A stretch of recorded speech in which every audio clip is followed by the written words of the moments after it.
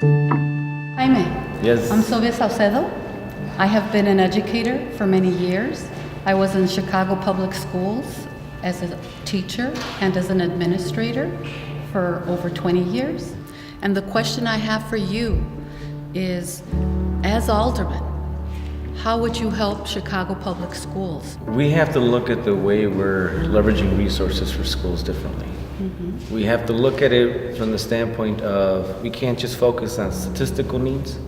We've gone from funding schools based off daily attendance to now funding schools based off enrollment.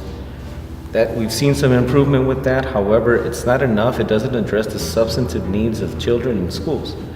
If we were addressing the substantive needs of children in schools, we would be bringing more therapists in, more psychologists in. We would be bringing more teachers in, and we would be bringing more money in. Some of the best performing schools in the city, the selective enrollment schools, if you look at, for example, their PTAs, their parent-teacher associations, they still have to raise in excess of $200,000 in supplemental funds. I myself, when I was in high school, I struggled through the process of continuing to go to school because I felt like I wasn't supported. The reality is that we haven't overcome those challenges citywide, and it's important that we look at a funding model that supports families and children. I agree.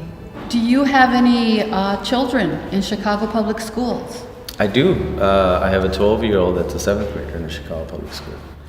And recently when I was door knocking, I was able to speak to a parent that lives in the 14th Ward, and her stipulation for signing my petition when I was circulating was what's your stance on education, and what are you going to do to improve the local schools?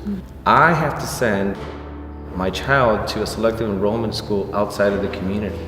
How come we don't have selective enrollment opportunities within the ward? And the reality is that when a ward that has been led for 50 years by the same person, if that person within their own interest is looking at this from a long game standpoint, they're not looking to invest in schools, they're not looking to invest in children, they're not looking to invest in families. They're looking to stay in power. They're not looking to invest to the extent where one of those children is going to grow up and turn out to be me one day and challenge them on that power.